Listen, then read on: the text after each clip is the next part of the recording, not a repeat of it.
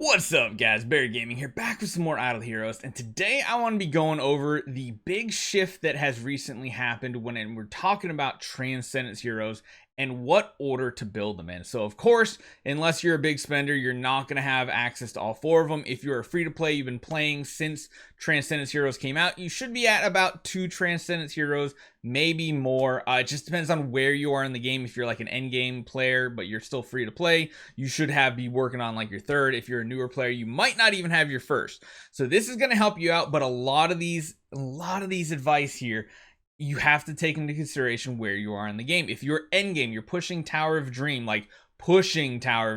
you're pushing into Vanquisher in Vortex, this is really going to be a video for you. But I am going to talk about what heroes order you should kind of like pick for your Transcendence hero order, even if you're like free to play or your earlier game or something like that. So hopefully this helps you out. The big thing here though is do not build any of these in the next couple of weeks.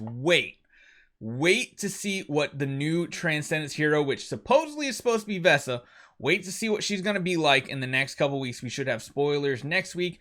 Hero should be out within 2 weeks, so we'll have a better idea.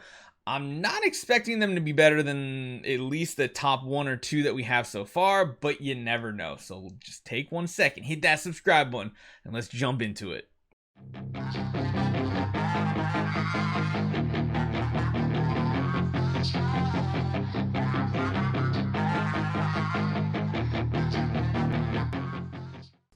So I think the first thing that needs to be talked about is Sword Flash Shia. Sword Flash Shia has quickly become pretty much the hard carry for any Vortex push to fire and beyond. It's even more so when we're talking about Tower of Dream. You guys have seen it. We've been using Sword Flash Shia. If you guys watch June or you watch his live streams on Twitch, you'll notice Shia is the go-to girl now. Not only is she pretty much the strongest one and the most versatile in PvP, but she is now the best carry because, you know, Tix isn't going to be used in these endgame game modes anymore because they lower the attack value and put the true damage value, the holy damage essentially, up on all the enemy heroes. So Tix isn't going to be that end-all be-all. Well, it's interesting though because you're still going to want that splendid Punisher of Immortal for your Sword Flash Shia. Even if you're not going to use it on the Tix, use it on the Shia. Most people have 1 Transcendence hero now. Everybody should be coming up to their second if you've been playing since Transcendence heroes have come out. Now, if you're a newer player, then of course, that's not as much for you. But most people should already have 1, maybe 2. Honestly, working on a third depending on where in the game you are. If you're in endgame, even free to play, you can be working towards your third right now.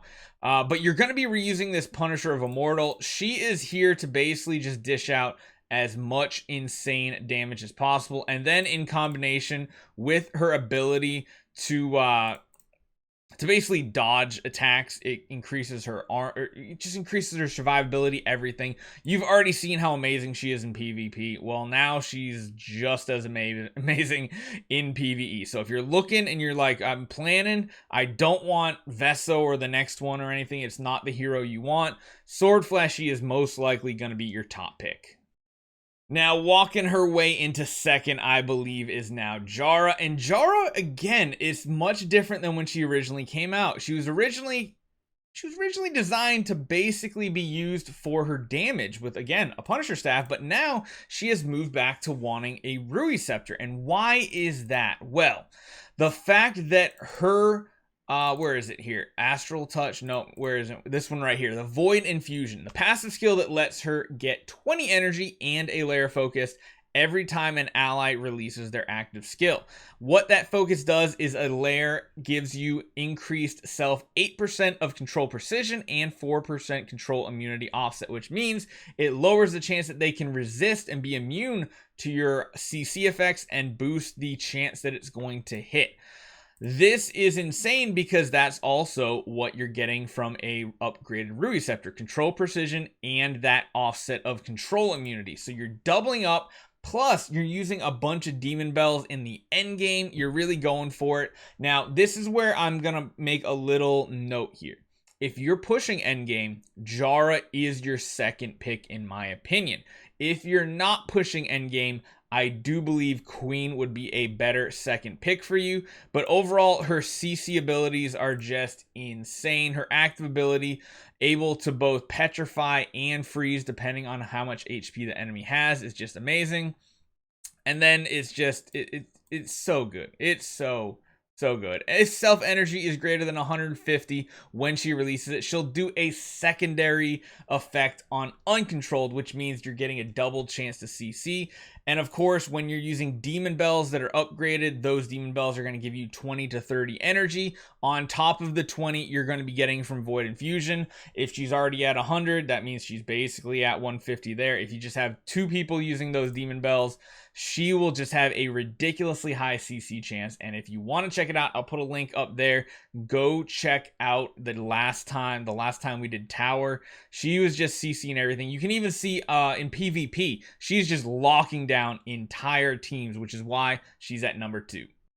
Now, the former queen, no pun intended, the former queen that was the number 1 for the longest time and still is very, very good, like probably still one of the best picks you can do for like an earlier game account, is Scarlet Queen Halora. She just has so much utility, buffs, debuffs. It is so amazing. One of her best ones though is her Royal Guard. So when the battle starts, grants all allies except for herself Queen's Guard and increases their all damage dealt by 20%. All damage dealt by 20% is absolutely huge. And then of course, whenever she gets hit, your entire team's going to be doing counterattacks for 1000 of their attack. Absolutely amazing. Her active ability hits everybody. She leaves a bleed on them because the purify changes have changed. That means all of her debuffs and her bleeds will basically not be purified anymore, so you get the full effect of them. And it gets a little out of hand. She is probably the best supporter and best well-rounded hero overall. She has a heal, she can do a lot of different game modes, but she's more of that support hero that will still put out a ton of damage, but she's not going to be the one carrying you through this late game content like a Sword Flash Shia will.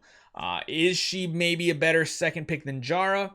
Depending on your artifacts, yes. If you don't have that upgraded artifact of a Rui Scepter, Queen will be a lot more flexible. You'll have a little bit more use with the Queen than the Jarrah, but the Jarrah's CC effects nowadays in all those endgame game modes gives your team the survivability to actually accomplish what you need to accomplish.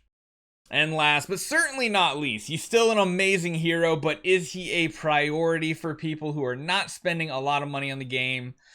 No. Asmodel the Dauntless, not really used in Vortex. He's not really used in Tower of Dream. What he is used for is a powerhouse with a Punisher of Immortal that's splendid in PvP. As you guys have seen, he's got like some of the top damage in PvP, just absolutely wrecking people. His ability, his active ability, Dauntless Smash, just does ridiculous amounts of damage. Basically, when he does his first attack, he will swipe and cleave the entire back line, reducing their armor by 50% and they're lowering their speed. But then after that, once that armor reduction is already on, he's going to be swinging a second hit for every stack of revenge as well. He's going to do another additional attack. So basically up to like 4 hits, 5 hits total on his active ability. It is super strong. His basic attack cleaves the front line. If the front line is dead, it hits the whole back line. It does percent of max HP. It's really, really strong. And then, of course, he has last man standing. That's his nice survivability. Whenever his allies die, he just keeps getting fed more and more health, which is great, and increases his all damage dealt and inflicts 2 stacks of revenge to the attacker. Just really, really good. And then at the beginning of battle and the end of each round, he grants 1 ally with a glorious support. That is that shield, that golden shield you see on him. Very good for PvP, but overall Asmodel is probably the least useful in multiple different game modes. He's by far the coolest looking one when you have this really cool skin. I love the skin, it's amazing. But beyond that, he's really not useful compared to all the other ones. So what do you guys think? Would you change the order in any of them? I mean, this kind of is more geared towards the late game, end game players that are looking to push in Tower of Dream. They're looking to push in Vanquisher Vortex. You have to have a Sword Flash to push in those. You just absolutely do. And then that Jarrah is an amazing addition to get all that CC. The Queen is nice for the buffs, and the only odd man out right now is Asmodel, but he is still a wrecking ball when it comes to PvP. So we will update this once again once the next Transcendence hero comes out in the next couple weeks. Until then, put it on pause, but this is food for thought for you guys to consider. So hopefully you guys enjoy this one. Make sure you hit that subscribe button. I'll see you guys next time.